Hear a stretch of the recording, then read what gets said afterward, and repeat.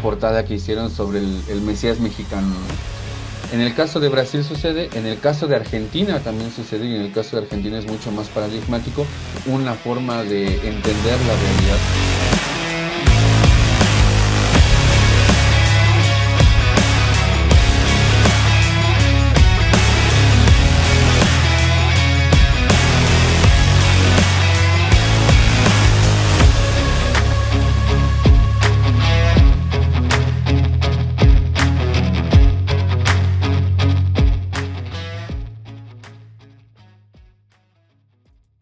Regresamos a los periodistas y estamos ya aquí con Aníbal García. Él es investigador de este laboratorio del que ya le hemos hablado a usted, un laboratorio que ha estado investigando sobre el lawfare en México y en América Latina por distintos frentes. Y nos da gusto conversar con él porque, pues bueno, en estas investigaciones que abarcan hasta México, se han encontrado algunas ligas, algunos nexos que son muy interesantes de conversar, sobre todo para transparentarlos frente a la audiencia. Y pues gracias nuevamente por estar aquí en Los Periodistas, Aníbal. No, gracias a ustedes por la invitación.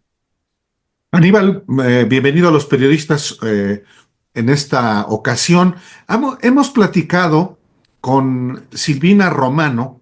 Ella es la coordinadora de este observatorio Lawfare y con ella platicamos sobre el caso de el Lawfare en América Latina, y en este caso nos gustaría contigo, Aníbal, platicar también de pues un fenómeno que se da en México, de cómo existe, como existe en América Latina, en México una red de vínculos entre, pues sí, poderes, redes de relaciones de poder para actuar políticamente, no solamente en términos jurídicos, sino también mediáticos y obviamente políticos. Así es que gracias, Aníbal, por la oportunidad de ilustrarle al auditorio esto que ha investigado el observatorio Lawfare. Sí, mira, yo supongo que ahí esta Silvina les habló un poco más de lo que tiene que ver el tema del lawfare, cómo se entiende, los debates que hay incluso, pues no solamente en términos académicos, ¿no? Sino también ahora, pues ya hay distintas voces, ¿no? Que están opinando, ¿no? Que están incluso investigando también sobre el lawfare, no solamente la academia lo hace, también lo hizo en su momento instituciones militares, ¿no? Que de hecho es de ahí de donde sale por primera vez este concepto del lawfare de la guerra jurídica. Sin embargo, en el observatorio lo que nosotros intentamos analizar es el lawfare como una guerra política por la vía judicial mediática. Y la parte mediática tiene mucho que ver porque nosotras ahí en el observatorio decimos no hay lawfare sin medios de comunicación. La parte de los medios de comunicación es muy relevante por varios aspectos, y para ir como entrando en materia, mencionaré solamente algunos que son más relevantes, ¿no? Primero, en el tema del lawfare, para llegar a hacer esta judicialización de la política, para eliminar al enemigo político, principalmente pueden ser personalidades muy concretas de la política, por lo regular suelen ser gente progresista o gente de izquierda, o pueden ser también partidos políticos, incluso hasta movimientos también, ¿no? Para poderlo hacer, lo primero que hay que hacer es esta cuestión que se decía mucho hace bastantes décadas durante la Guerra Fría, que era quitarle el agua al pez, ¿no? O sea, intentar eliminar por la vía mediática, quitarle a una personalidad política en concreto la base social que tiene. Ese es el caso, por ejemplo, que es muy paradigmático para analizar el tema del lawfare, el de Lula da Silva en Brasil.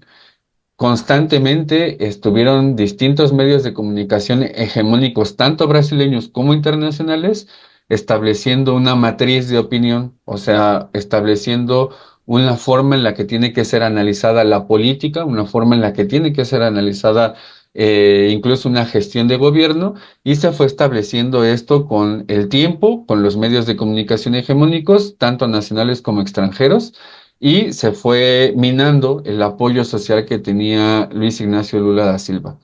Ustedes deben recordar, por ejemplo, cómo la revista, si no estoy mal, es la revista Times, tenía portadas constantes de Dilma Rousseff, de Lula da Silva, y cómo incluso en el caso de México, en algún momento también lo llegaron a hacer con esta portada que hicieron sobre el Mesías mexicano, ¿no? Que incluso era justamente esta situación, este proceso de irle minando a un político en concreto su base social. En el caso de Brasil sucede, en el caso de Argentina también sucede, y en el caso de Argentina es mucho más paradigmático, porque también hay una gran concentración de los medios de comunicación, y aquí aparece el segundo elemento. En la parte de la vía judicial mediática, además de que se está manufacturando el consenso para recuperar este concepto de Noam Chomsky, o sea, esta forma de que se tiene que establecer entre la sociedad una forma de entender la realidad y estarla repitiendo constantemente. Además de eso, están también una gran concentración de los medios de comunicación. En el caso de Argentina eso sucede con Grupo Clarín, en el caso de Brasil eso sucede con el caso de U Globo. De hecho, en el caso de Brasil, para volver al caso de Lula da Silva, en los medios de comunicación, cuando estaba esta investigación, que es además a nivel latinoamericano por lo menos, de el Lavallato, constantemente cuando estaban dando las noticias en un globo, tenían en la parte de atrás un ducto de petróleo que constantemente estaba aventando dólares. Y eso sucedió constantemente cuando daban las noticias, cuando analizaban el gobierno de Lula da Silva. Y entonces después el tema ahí fue que pues el análisis que hacía la gente en general era que el gobierno de Lula da Silva y en su momento el de Dilma pues eran un gobierno de corruptos, porque a través de esta investigación de Lavallato pues se fue estableciendo toda esta matriz de opinión que, hay que decirlo, no es que uno esté en contra de que se investigue la corrupción, se tiene que investigar la corrupción porque es un delito grave, pero además el tema acá es cómo se establece esta, digamos, esta idea general, ¿no? De lo que es la corrupción y de lo que debe ser entendido de la corrupción. El caso de esta empresa Odebrecht, ¿no? Y de la investigación que se hizo de Lavallato es muy interesante porque se centraron única y específicamente en una empresa que era Odebrecht. Y cuando uno empieza a ver la investigación en general, todo lo que implicaba Lavallato eran otro tipo de empresas que también estaban ahí. No solamente era Odebrecht, estaban también empresas como Mitsubishi, que es una empresa internacional. Estaban otras empresas norteamericanas también investigadas por actos de corrupción, pero se centraron únicamente en Odebrecht. Y hay que mencionar también que el caso de Odebrecht es importante porque era una de las grandes empresas brasileñas que tenían presencia internacional, particularmente en América Latina, en la parte de infraestructura. Y ahí aparece la otra arista que tiene investigar el tema del offer. No solamente es esta guerra judicial por la vía mediática, sino que también aparecen los intereses geopolíticos. Y intereses geopolíticos, particularmente en este caso, de Estados Unidos, que tenía el interés de eliminar a una personalidad como Lula da Silva o como Dilma Rousseff o como Cristina Fernández de Kirchner en Argentina, o más recientemente el caso de Evo Morales en Bolivia o el caso de Perú con Pedro Castillo, por intereses geopolíticos que se traducían en este tipo de aspectos. La infraestructura en el caso de Brasil, la minería en el caso de Bolivia y en el caso de Perú particularmente. Entonces, esta estrategia política, jurídica, mediática de eliminar al enemigo político por la vía judicial tiene una materialidad, ¿no? Se traduce en este tipo de aspectos y también yo creo que eso es algo relevante para que se note la materialidad que tiene en la gente. Eso tiene implicaciones también políticas, ¿no? La reducción del Producto Interno Bruto brasileño después del impeachment de Dilma, después de que se le impide que Lula da Silva participe en las elecciones en 2019, pues se traduce también en este intento de privatización a diestra y siniestra en el caso brasileño. Estuvieron así de privatizar incluso Electrobras, que es, digamos, una parecida o una empresa paraestatal similar a lo que hace acá Comisión Federal de Electricidad. O sea, se traducen ese tipo de aspectos. En el caso de Ecuador, por ejemplo, después de que llega Lenín Moreno y está el gobierno de Guillermo Lasso, se firma un acuerdo con el Fondo Monetario Internacional, se permite que ahora en Ecuador ya no haya una subvención a las gasolinas y eso tiene implicaciones en la vida material real de las personas, ¿no? Entonces, para terminar esta primera parte, el lawfare sí tiene una materialidad concreta en la vida de las personas al eliminar de la política al enemigo, valga la redundancia, político, ¿no? El caso de Lava Yato o Operación Lavado de Autos se da hasta 2014, pero previo a esto, Aníbal, había en México antecedentes de algo muy parecido, de esta combinación de los poderes judiciales, no solamente el poder judicial como tal, sino los poderes, los bufetes de abogados más poderosos, etcétera, con los medios de comunicación allá en 2004, 2005, 2006, cuando se lanzan contra López Obrador y terminan pues arrebatándole la presidencia. Eso es lo que vimos acá. Era un antecedente años antes que a lo mejor hubiera podido advertir a Lula, pero no se había construido tanto, no había tanto análisis de esta operación, digamos, como la tenemos ahora. ¿Qué ves tú en México específicamente, Aníbal? ¿Qué es lo que está pasando en México? La pregunta va en dos sentidos. Uno, si ves un riesgo, lo están intentando y lo van a intentar con Claudia Sheinbaum, pero si ves un riesgo real ahora mismo, uno, y dos, ¿quiénes son los que participan en acciones cotidianas de lawfare en México en contra de las autoridades constitucionales? Miren, en el caso particular de México es muy bueno que retomes este hecho, ¿no? Del desafuero de López Obrador en 2005, porque en efecto es un antecedente bastante interesante de cómo se estaba intentando eliminar de la política a alguien como era la figura de López Obrador, que digamos lo intentaron, no sucedió en ese momento justamente por la presión social. O sea, en realidad cuando el expresidente dice el pueblo es el que salva, tiene mucho sentido por esa experiencia particular que él tuvo, ¿no? Y porque además, aunque lo intentaron en ese entonces, los medios de comunicación y con este vínculo también con los partidos políticos, pues no lo lograron. En el caso particular ahora con López Obrador, tenemos varios aspectos que analizar ahí. Si bien han intentado constantemente judicializar la política, que no es lo mismo que el lawfare, judicializar la política es esto que ha estado haciendo la Suprema Corte de Justicia, es esto que ha estado haciendo el bloque opositor con el Partido Acción Nacional, con el PRI, con el Movimiento Ciudadano, de imponer amparos para que varias reformas no pasen. Ese fue el caso de la industria eléctrica, la ley de hidrocarburos, el cambio de la Guardia Nacional de en la Secretaría de Seguridad a la Secretaría de Defensa. En fin, fueron una gran cantidad de reformas que no pasaron o que pasaron a medias porque se impusieron esta figura del amparo, e incluso llegando a estas acciones, a imponer acciones de inconstitucionalidad, ¿no? Entonces, el grado de judicialización que adquiere en México llega a ese nivel, ¿no? A parar proyectos de ley, a parar reformas que estaba haciendo el gobierno, pero también llegó incluso a las obras de infraestructura. En el caso particular del Tren Maya se impusieron más de 50 amparos para judicializar la obra y para pararla. ¿Habrá estudios de diversa índole que indiquen que hay problemas? Muy probablemente los hayan. No, no sé si eso sea así. No, no me he puesto a estudiar al detalle, ¿no? En la cantidad de información que se generó por impacto ambiental, por los diversos estudios que se tenían que hacer. Intentaron judicializarla y esa parte tuvo mucho que ver ciertos circuitos de la justicia en México y particularmente también la Suprema Corte de Justicia. Lo mismo sucedió con la obra de Dos Bocas. Que intentaron judicializarla, es una magna obra que yo creo que en este sexenio vamos a ver la relevancia que tuvo haber construido esta refinería en Tabasco. Lo mismo sucedió con el AIF, bueno, cuando se cambia la IFA y después se hace este nuevo aeropuerto, bueno, la IFA fue el nuevo aeropuerto, más bien se canceló el de Texcoco, ¿no? Entonces ahí se aparece el segundo elemento, ¿no? No solamente fue la judicialización de estas reformas, sino también fueron las obras de infraestructura. Y en estos dos aspectos es donde adquiere materialidad esta parte que les decía yo. No llega al offer porque no se está impidiendo que alguien se postule a una elección, pero tampoco se está eliminando de la política a un presidente de turno, como sí sucedió en los otros casos en América Latina.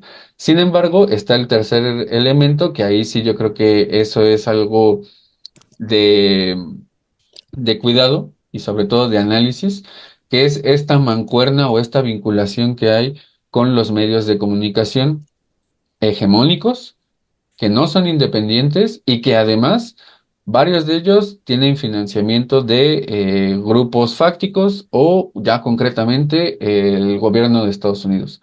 Lo denunció en su momento el presidente Andrés Manuel, dijo aquí eh, hay mano negra en este tipo de aspectos, ¿no? Concretamente señaló muchos años, señaló a Mexicanos contra la Corrupción y la Impunidad por haber recibido financiamiento tanto de los USAID como de la ENEP.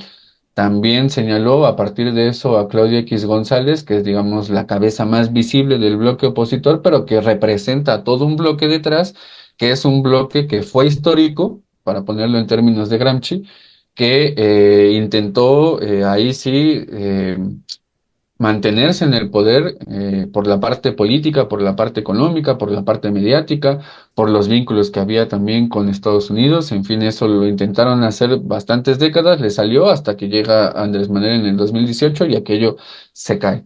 Y tenemos también este aspecto que falta, yo creo, todavía visibilizar mucho más, que son las redes que hay y que se ha construido a partir del financiamiento que hace la USAID a otros medios de comunicación que se dicen ser independientes cuando en realidad no lo son. Están ahí haciendo otro tipo de golpeteo político mediático que es funcional a los intereses de Estados Unidos. Entonces, son estos los intereses que están operando y también están otro tipo de instituciones, como por ejemplo es el Instituto Mexicano de la Competitividad, en donde también encontramos ahí a Claudia X González.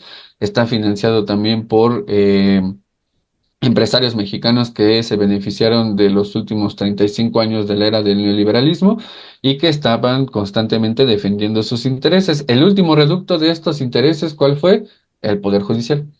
Y ahí sí nos mete, digamos, en otro tipo de aspectos, porque ahí estaba, pues, sobre todo, mucho la mano de Estados Unidos, no solamente en México, también en otros países de América Latina, pero digamos que en términos particulares de México, se establecieron varias veces reformas al Poder Judicial en términos, por ejemplo, muy concretos, ¿no?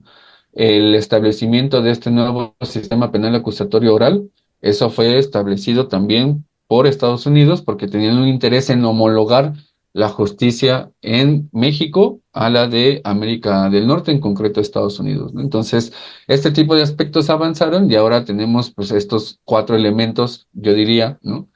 Por último, el tema de la Suprema Corte de Justicia, que están viabilizando, por decirlo de alguna manera, o allanando el camino para que se pueda establecer un probable lawfare. Lo dejo así porque particularmente a mí no me gusta hacer predicciones, sino más bien hacer el análisis concreto de lo que estamos viviendo en la coyuntura con la historia y a partir de ahí poder dar claves de análisis sin aventurarme a decir, claro, no, estamos en un proceso de lawfare, ¿no? No. De hecho, incluso la presidenta misma dijo, estamos en un golpe aguado. Esas fueron las Sí, palabras correcto. textuales que dijo. Es un golpe aguado porque no tiene asidero ni jurídico, no tiene ni asidero en la realidad, ¿no? O sea, no hay forma de que se pueda ir en contra de la Constitución, no hay forma de que se pueda violar ya esta ley que es superior a a todas las otras leyes. E incluso tuvieron que hacer esta última reforma de la impugnabilidad de la Constitución para que quede pues amarrada esta reforma del único poder que no es elegido por la vía del voto en este país. Estamos platicando con Aníbal García Fernández. Él es doctor en estudios latinoamericanos y es investigador del Observatorio Lawfare que pues analiza no solamente en México, sino en América Latina, fenómenos de mediáticos, políticos, jurídicos. Y ya que entraste en materia, Aníbal, en las redes que hay participando en entramados mediáticos, jurídicos y políticos, ya lo abordaste desde el punto de vista de cómo el gobierno de Estados Unidos, a través pues de agencias como la USAID o la NED, financian iniciativas muy específicas a medios, a organizaciones. ¿Cuáles son, además de las, digamos, de las ramificaciones de, de organismos y personajes inclusive vinculados a Claudio X González, otras de estas ramificaciones? Porque hay una red, la red Atlas Network, que también es muy relevante en este comportamiento.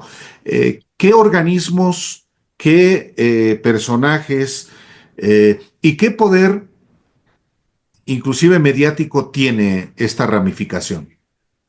Mira, esa parte es bastante interesante porque nosotros la investigamos en el observatorio y publicamos ahí una red de poder. Esto de hacer las redes de poder tiene, digamos, sustento teórico en lo que hizo un sociólogo norteamericano que es Rice Mills. Él escribió varios libros, uno de ellos en concreto es La élite del poder. Y ahí en esta investigación, pues lo que decía era, en términos ya para ponerlo práctico acá en lo que estamos abordando, pues es visibilizar este tipo de aspectos de los vínculos que hay entre el sector privado, el sector público, entre empresarios y políticos, que se materializa en política pública, en instituciones, en gobiernos, en aparatos de Estado que están operando constantemente para, eh, pongámoslo así, para potenciar el capitalismo, para acentuar mucho más la acumulación de capital. Entonces, en ese sentido, una de las redes que publicamos nosotros la titulamos Red de Financiamiento para Periodismo Independiente, entre comillas, y sectores también, entre comillas, apolíticos, en los casos de Brasil, Argentina, Ecuador y México. En el caso particular de esta organización que mencionas de la red Atlas, pues lo que nosotros hemos analizado es que tiene financiamiento de la NED, que es, digamos, una institución que depende del Departamento de Estado de Estados Unidos, o sea, en realidad son recursos públicos lo que se están ejerciendo ahí, y se financia a esta red Atlas, que a su vez también tiene conexiones con otra organización que, digamos, ha hecho bastante en este país, que es México Evalúa. Constantemente ellos hacen investigaciones y publican documentos, ¿no? Uno de ellos tenía que ver, por ejemplo, con una crítica que hacían a la política energética del gobierno de Andrés Manuel López Obrador, estableciendo una cierta matriz de opinión en un contexto muy particular, que era la ley de industria eléctrica. Estaban defendiendo intereses y, de hecho, en este debate que hubo en 2022, pues dejaron claro que ellos estaban defendiendo pues la reforma energética del 2013, que fue aprobada a partir de este Pacto por México, que era pues básicamente un pacto de corrupción. Además de la red Atlas, está también otra red que es la de Estudiantes por la Libertad. Y en el caso de Estudiantes por la Libertad, ahí sí expande mucho más el análisis porque esta red que depende de la Atlas Network operó muy, pero así casi con tiempo milimétrico. En el caso de Brasil, cuando fue el impeachment de Dilma, ellos estuvieron ahí operativizando, por ejemplo, el pase libre, que era esta protesta que había en aquel entonces cuando estaba Dilma Rousseff. En el caso de México, también ahí eso es interesante porque tienen eh, mucha presencia con jóvenes en universidades, tanto públicas como privadas.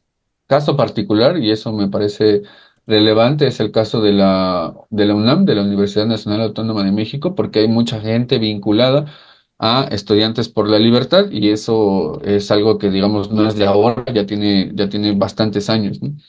Y además de la misma red Atlas está el vínculo con otra fundación que es la Cátedra Mario Vargas Llosa. Y a partir de esto ya uno puede ir ampliando más el análisis y bueno, dice, aquí hay una red de conexiones de la derecha, no solamente latinoamericana, sino iberoamericana, ¿no? Que es de hecho esto que hemos estado viendo pues últimamente mucho más, ¿no? Con lo que sucede a partir de que llega Claudia Sheinbaum a la presidencia y el golpeteo que hay por parte de los grupos de derecha en España, ¿no? Particularmente de Vox, pero digamos que esta parte por lo menos sí está vinculada. Y en el caso particular de México también está esta otra figura que es la de Agustín Antonetti, que es un argentino que pertenece a este tipo de redes de derechas como la Atlas Network, y que él sí ha establecido, y de hecho él fue visibilizado cuando fue la campaña electoral, porque a partir de los tweets, ¿no? A partir del análisis de sus redes sociales, pues él estaba metido con esta etiqueta, con este hashtag de narcopresidente, y retuiteó y fue muy retuiteado y tuvo mucha presencia en el marco de las elecciones. Y ahí sí aparece un rasgo, por eso decía hace un momento el tema de los medios de comunicación en la OFER, porque aquí sí aparece un rasgo que en estas últimas elecciones intentaron establecer como matriz de opinión, que fue la del vínculo o este nexo que había, supuesto nexo, del expresidente Andrés Manuel con el narcotráfico. Y se hizo esta etiqueta del narcopresidente, que fue recuperada a partir de 4 investigaciones, que ya yo creo que la audiencia también debe recordarla. Es la del New York Times, es la de Inside Crime, es también la de ProPublica y la de DW, que es esta agencia alemana, ¿no? De la mano de estos 4 se intentó establecer la matriz de que había un nexo con el narco, con el expresidente Andrés Manuel. Y lo interesante de esto es que en un análisis que hicimos también en el observatorio respecto a cómo estaban tratando los medios de comunicación esta información que se generó para golpear en un momento muy particular que fue la elección, pues aparecían medios de comunicación como Infobae, que digamos tienen poca seriedad en cuanto a la manera de tratar las notas, ¿no? A veces incluso cayendo en noticias falsas. El Universal, que sabemos que es parte de estos medios de comunicación opositores al actual gobierno. Están periódicos como el Excelsior también, o el Financiero. Está también medios como Forbes, como Político MX, como Reforma, que digamos Reforma ya es como el non plus ultra, ¿no?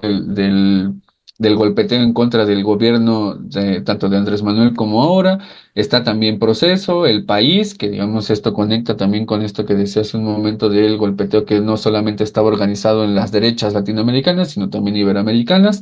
El Economista y Aristegui Noticias, que replicaron más de una ocasión las notas que se estaba, más bien la información que estaban generando estos 4 estudios, que además aparecieron casi, casi al hilo, ¿no? O sea, aparecieron a finales de enero o febrero, no recuerdo muy bien la fecha, pero digamos que fue una tras otra para intentar establecer esta matriz de opinión en un contexto coyuntural como fueron las elecciones. Entonces, en el caso particular de México, eso sucede, y en el caso de este eh, reportaje que hizo Anabel Hernández para la DW alemana, pues ahí también no solamente está esta investigación, sino también el hecho de haber sacado un libro en donde también venían este tipo de nexos en un momento particular muy importante. Entonces, aquí aparece un quinto elemento del offer que tiene que ver con intentar establecer cierta matriz de opinión en la guerra jurídica mediática,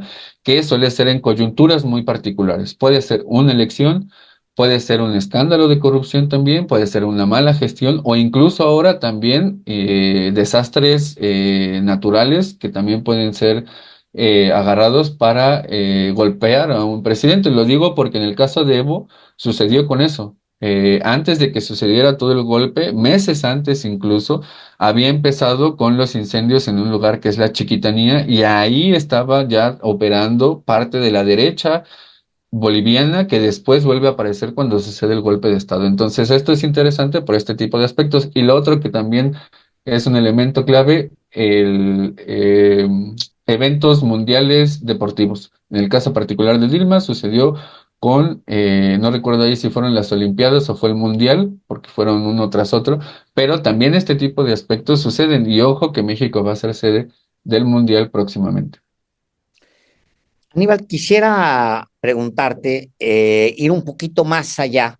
Hay, como bien lo planteas, algunos elementos para, pues, considerar que se ha intentado todo, digamos, en México, sobre todo en últimas fechas, porque ha habido un crecimiento indiscutible de las corrientes progresistas o de la izquierda en el país, lo cual ha activado, pues, todo tipo de experimentos. Pero algunos de estos experimentos vinculados con Lofer, pero no necesariamente Lofer, en los últimos años, varios de ellos han fracasado.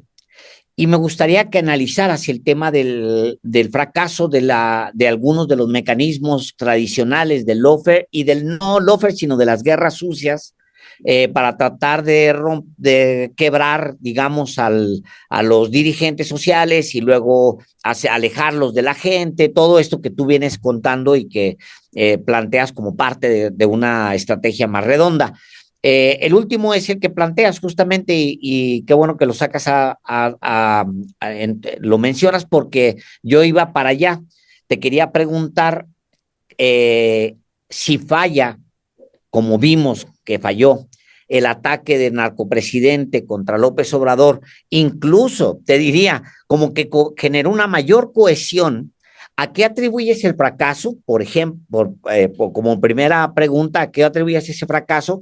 Y dos, ¿qué lecciones debería dejar no solamente para México, sino para América Latina el fracaso de esta estrategia y las acciones que tomó en su momento el presidente López Obrador? Mira, yo creo que uno de los aspectos más relevantes y que incluso yo creo que ya tendría que ser materia de estudio en términos hasta académicos es la cuestión de las conferencias mañaneras del presidente. Porque ahí se hizo un ejercicio pues múltiple, ¿no? O sea, en realidad el presidente lo que hizo fue matar a un pájaro de varios tiros, ¿no? Eh, Primero, era un ejercicio de comunicación diario, cotidiano, que acercaba al gobierno con la gente, con la sociedad. En contraste con lo que habíamos tenido en secciones anteriores, pues era diametralmente diferente, ¿no? O sea, teníamos gobiernos que, a menos que sucediera algo muy relevante, salían a dar una conferencia de prensa a modo, ¿no? Incluso yo recuerdo mucho los periodistas tenían que estar cazando a los políticos en cualquier lado porque no había un lugar en donde se estableciera este tipo de aspectos, aunque sí había los comunicados, pero digamos que esto que hizo el expresidente Andrés Manuel sí cambió totalmente esta forma de relacionarnos con el gobierno. Entonces la sociedad sí tenía un gobierno que era material, ¿no? O sea, que estaba ahí, ¿no? Constantemente informando, diciendo, eh, opinando con respecto a la vida pública, ¿no? Entonces, el primer elemento era ese, el de las mañaneras como una forma de comunicación y de acercamiento del gobierno con la sociedad. El segundo elemento era el desmentir las mentiras y haber hecho de la mañanera una tribuna en la que no solamente se informaba, sino también se opinaba y se decía, a ver, ¿qué es lo que está diciendo tal gente? Contrastamos la información o incluso cuando salía algún análisis o algún estudio que hacían incluso hasta think tanks en Estados Unidos o aquí mismo, ¿no? Que se intentaba establecer cierta matriz de opinión, pues salía el presidente y decía, bueno, esto está interesante, vamos a traer eh, a tal miembro del gabinete para que explique realmente qué es lo que está sucediendo. Y entonces a partir de ahí les desmontaba todo esto que hemos estado mencionando, que es la manufacturación de consenso, ¿no? O sea, en ese sentido, la mañanera también funcionó para hacer que la gente viera cuando había noticias falsas o cuando se estaba dando información eh, pues no completa, ¿no? Sino una información con cierta intencionalidad, ¿no? Y por último, pues esto de haber hecho esta conferencia mañanera, pues lo que hacía era que también no permitía, y eso va ligado con la manufacturación de consenso, no permitía que los grandes medios de comunicación establecieran una agenda mediática política. Y eso ahí sí, más bien fue a la inversa, ¿no? Los medios de comunicación no pudieron romper con la agenda que les puso el presidente. Y el otro elemento, pues ese no es nada más el de las mañaneras, eso digamos que lo dejamos como en como en un gran bloque, ¿no? El otro elemento de análisis, pues es haber dado resultados con un país que llevaba más de 30 años o por lo menos 30 años con un crecimiento económico mediocre, ¿no? O sea, el neoliberalismo lo que nos dejó fue un crecimiento mediocre, ¿no? De 1900, por lo menos desde 1993, 94 hasta el 2018, la tasa de crecimiento del Producto Interno Bruto era alrededor del 2,4%. No creció este país, ¿no?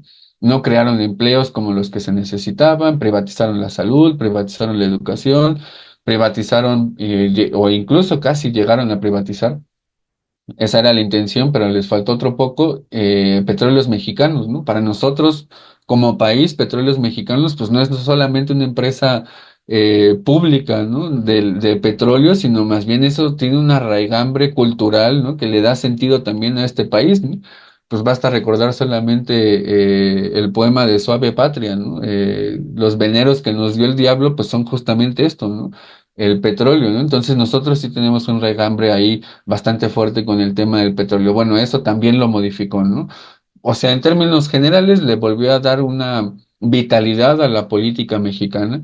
Y con este ejercicio de la mañanera, pues lo que hizo fue justamente que, y a partir de lo otro que hicieron en términos ya de resultados materiales, ¿no? Los mismos programas sociales que se fueron estableciendo, haber bajado la pobreza o haber sacado de la pobreza 9.5 millones de personas con todo y una pandemia, con todo y un conflicto internacional, pues además del acercamiento que hay y de la identidad que hay entre el gobierno y la población, pues está esta otra cuestión, ¿no? Dar resultados a este gobierno.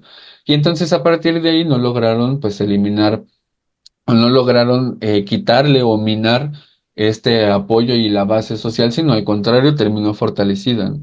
Y en términos ya generales de lo que hizo, lo que sucedía en el sexenio es que además de todo este ejercicio mediático, se fue visibilizando quiénes eran los opositores en este país, que también eso es importante porque le pusimos cara a estas personas, ¿no? O sea, a veces era como de, bueno, no sé, son poderes económicos ahí en abstracto, ¿no? No, ahora ya sabemos quiénes son, ¿no? Son los Marco Cortés, son los Claudia X González, ¿no? Son su papá, son las empresas, ¿no? Es el gobierno de Estados Unidos. O sea, lo que hizo fue, vamos a ir colocando ciertos aspectos para que la gente tenga muy bien identificado quiénes son los opositores a varias cosas, a que haya más democracia en el país, a que se mejoren las condiciones de la clase trabajadora, a que se puedan solucionar los reales problemas de este país, y eso fue lo que en términos generales pues permitió que no avanzara esta estrategia judicial en contra de este gobierno, que ahí sí lo llegaron a intentar en varias ocasiones, pero no lo lograron. Estamos conversando con Aníbal García Fernández y quiero preguntarle, Aníbal, quiero preguntarte, el observatorio Lofer tiene ubicados en el caso mexicano, dice en un ensayo que publican que se llama Manufacturación de Consenso y Lofer en América Latina, casos judiciales, medios y derechas. Y en el caso mexicano, aunque pues obviamente no es tan exhaustivo como conversarlo con ustedes, pero tienen ustedes ubicado pues las redes que involucran, por ejemplo, el USAID o el USAID, como se le conoce también en América Latina, Atlas Network, este vínculo con la Open Society Foundation, la cátedra Mario Vargas Llosa, y luego el personaje Agustín Antonelli, pero en el caso ya más en el corazón mexicano, el Atlas Network, el director para América Latina es Roberto Salinas León, es el primo de Ricardo Salinas Pliego, ese tiene Claro. al mismo tiempo tienen el brazo que es la Universidad de la Libertad o la Libertad, el mismo centro Salinas Pliego, que ha colaborado con otras instituciones, sobre todo con agencias de Estados Unidos. Es decir, hay una red ubicable, que opera desde México y en la que un personaje en particular pues ha estado siempre presente y sobre todo en los últimos años. Es el fundador de Mexicanos contra la Corrupción y la Impunidad. También es el fundador de un despacho de litigio estratégico, que es el que ha encabezado toda esta estrategia contra la obra grande del presidente López Obrador en su momento, y luego están ahí muy relacionados con la Suprema Corte, en fin, o sea, ahí sí hay digamos, un frente muy claro, muy bien armado. Lo que te preguntaría, si me lo permites, Aníbal, es si eh, el hecho de que se haya sido propiamente exhibido, por ejemplo, pongamos uno de estos personajes, Claudio X González, durante todo este tiempo por el presidente López Obrador, el hecho en que incluso sus intenciones hayan sido puestas eh, pues en el aparador que era la mañanera, como lo planteas, pues eso inhibió y quitó fuerza a él en particular. Y mi pregunta es si fue neutralizado y si lo ves a él realmente como una de las cabezas más importantes de esta operación de derechas en México. Pues mira, es como para ir organizando un poquito, ¿no? Él se volvió la parte más visible, ¿no? Y eso también tiene su costo político, ¿no? Y su costo social, ¿no? Visibiliza, pero también deja fuera a otro tipo de agentes, otro tipo de figuras políticas o figuras económicas también, ¿no? Lo va a seguir intentando, eso a mí no me queda la menor duda de que va a seguir intentando seguir con este tipo de aspectos. No sé ahora, después de la reforma del Poder Judicial, qué es lo que intente hacer, porque ya ahí sería, pues ya no hay posibilidades, ¿no? Quedó totalmente blindada la reforma. Estamos en vísperas de que la Suprema Corte de Justicia diga cómo van a ser los votos de estos ministros en relación a todo lo que ha venido con la reforma del Poder Judicial, que ya es una reforma que está en la Constitución, nos da derechos a nosotros y a nosotros como ciudadanos, y ir en contra de la Constitución no es cualquier cosa. Justo hoy, Ricardo Monreal y también Claudia Sheinbaum en la conferencia matutina dijeron estamos listos o estamos preparados para cualquier escenario que venga. Supongo que ya deben de tener previsible cualquier ruta que puedan tomar en términos judiciales, ¿no? Entonces, por esa parte, no tengo duda de que Claudia X González siga o continúe con esta ruta que ha establecido, que además, pues no le ha dado buenos resultados, ¿no? O sea, 16.4 millones de votos dice mucho de quién es esta persona que ha estado incidiendo en la política en juntar a este MacPrian, ¿no? Porque ahora se juntó con MC, entonces este bloque opositor que no logró pues arriba de 16.4 millones de votos frente a los casi 36 millones que alcanzó Claudia Sheinbaum. Algún análisis tendrán que hacer de lo que les ha salido mal y que, bueno, para mí la derecha y las derechas en términos plurales en México, pues no logran por lo menos dos cosas: reponerse de los golpes que le ha dado la población mexicana en términos electorales, reponerse de los golpes que han recibido a partir de que llegó el expresidente Andrés Manuel, pero tampoco tienen las herramientas de análisis para intentar aprehender la realidad mexicana, ¿no? El país les cambió en 10 años. Hace 10 años estaba mucha gente protestando afuera del Senado por el paquete de reformas estructurales que aplicaron en el sexenio de Peña Nieto, y ahora muchos de ellos, incluso algunos particularmente, estuvieron en el sexenio de Andrés Manuel, ahora son gobierno y totalmente el país cambió en muchos aspectos, ¿no? Hay algunos que hay que todavía reformar, cambiar, modificar, en fin, es un proceso que va para largo, pero por lo menos en ese aspecto no logran esta reposición, ¿no? De sus propios elementos, pero tampoco tienen nuevas figuras, y eso sí es algo que tendrían que estar analizando también, ¿no? No hay figuras políticas en el lado opositor, no se han renovado, no han hecho una política de preparación de cuadros, no entienden el país, no se logran reponer. Entonces, ¿qué es lo que sucede con este tipo de aspectos? Y eso sí puede ser, digamos, no señal de alarma, pero así como un puntito rojo ahí para analizar, es el tema de que si no son estos elementos, la pregunta ahí sería cuáles sí pueden ser los elementos.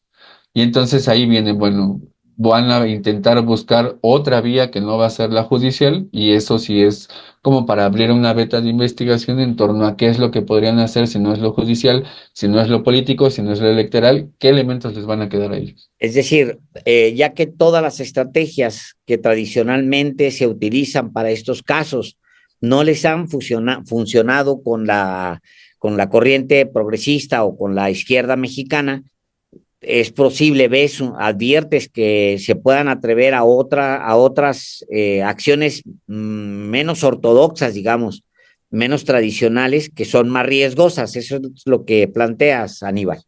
Pues lo dejo en estos términos. Es lo que muy probablemente intenten buscar.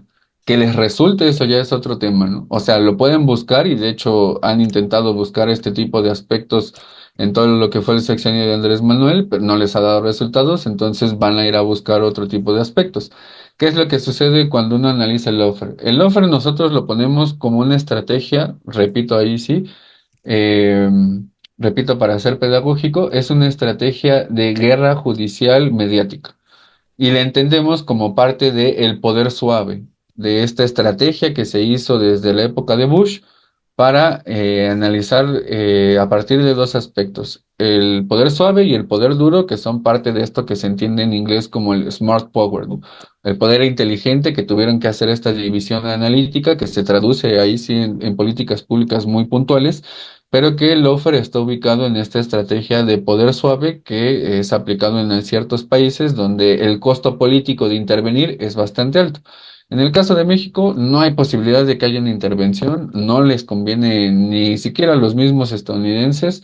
Está en ciernes esta estrategia económica de, bueno, ahora le llaman en inglés el nearshoring, ¿no? Que en realidad es una relocalización industrial que en términos muy puntuales, no solamente de México, sino de América Latina, pues es de nuevo esta forma de trabajar en maquila, ¿no? Porque no es que todos los procesos productivos estén alojados en un solo país, sino que están mandando distintos procesos productivos a distintos países de América Latina, particularmente Mesoamérica y el Caribe.